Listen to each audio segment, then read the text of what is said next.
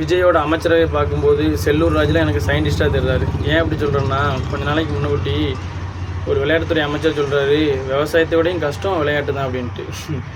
நான் அடிப்படையில் நானும் ஒரு விளையாட்டு வீரன் தான், ஒரு விவசாயி. எனக்கு ரெண்டுக்குள்ள டிஃப்ரெண்ட் எனக்கு தெரியும். ஏன் அப்படி விளையாட்டை விடையும் விளையாட்டு கஷ்டம்தான், ஆனால் விளையாட்டை தாண்டின கஷ்டம்தான் விவசாயம். ஏன் விவசாயம் கஷ்டம் சொல்கிறேன்னா, எந்த ஒரு இயற்கை பேரிடர் வந்தாலும் முதல்ல பாதிக்கப்படுற ஒரு சமுதாயம்னா அது விவசாய சமுதாயம் தான். அதிகமான மழை வந்தாலும் சரி, வெள்ளம் வந்தாலும் சரி, நிலநடுக்கம் வந்தாலும் சரி, புயல் வந்தாலும் சரி, இந்த மாதிரி எந்த ஒரு இயற்கை பேரிடர் வந்தாலும் முதல்ல பாதிக்கப்படுறது யாருன்னு பார்த்தீங்கன்னா விவசாயி தான்.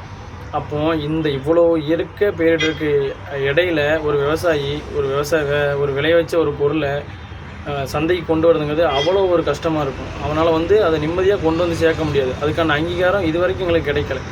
எந்த ஒரு இப்போ விளையாட்டுத்துறையில் எப்படின்னா, ஒரு 10 வருஷம் ஒருத்தர் உண்மையாக அந்த விளையாட்டுக்காக அர்ப்பணிப்போட உண்மையான உடல் உழைப்பை கொடுத்து மனசை ஒருநிலைப்படுத்தி அந்த விளையாட்டில் நல்லா விளையாண்டுட்டான் அப்படின்னா கட்டாயம் அதுக்கான சக்ஸஸ் கிடைக்கும்.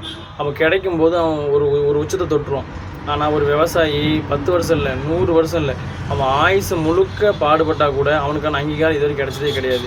10க்கு 10 டீ கடை வச்சுருக்கவங்க கூட ஒரு 10 வருஷம் திறந்து வச்சுட்டான்னா 11 வருஷம் டிபார்ட்மெண்ட் ஸ்டோர் வைக்கிற அளவுக்கு அவன் காசு சம்பாதிச்சுக்கலாம். ஆனால் 2 ஏக்கர் 3 ஏக்கர் எங்கள் அப்பா நிலம் வச்சுருக்காருன்னா, நானே அந்த நிலத்தை பாதுகாக்கிற 3 ஏக்கரை யார்ட்டையும் கொடுக்காம இருந்தாலே பெரிய விஷயம். ஏன்னா ஒரு விவசாய நிலங்கிறது அது நம்ம ஒரு பொருளை உற்பத்தி பண்ணுறோம், அதுக்கான விலையை நம்மளால் தீர்மானிக்க முடியாது. எந்த ஒரு பொருளையுமே அப்படி தான். விவசாய பொருளை மட்டும் நம்மளால் தீர்மானிக்காத வரைக்கும் நம்மளால் ஒரு அடிப்படை விலையை கூட நிர்ணயிக்க முடியல. அப்படிங்கும்போது எவ்வளோ பெரிய கஷ்டம். நான் உற்பத்தி பண்ணுற பொருளுக்கு நானே முடிவு பண்ண முடியல, அது எவ்வளோ பெரிய கஷ்டம். ஆனால் அதை சர்வசாதாரணமாக ஒரு பைத்தியக்காரத்தனமான ஒரு ஸ்டேட்மெண்ட் கொடுக்குறாரு. இப்போ அவர்கிட்ட கேள்வி கட்டினீங்களா, ஏன் அப்படி சொன்னீங்கன்னு கேள்வி கட்டோம்னா அவர் ஒரே வார்த்தை சிம்பிளாக சொல்லிட்டு போயிடுவார். ஒன்றுமே தெரியாதவனா முதலமைச்சராக இருக்கும்போது நான் அமைச்சராக இருக்கலாம் என்னங்க தப்பு அப்படின்ட்டு போயிடுவார். இவங்கெல்லாம் பார்த்தா சிரிப்பாக தாண்டா வருது. தற்குறிக்கலாம்.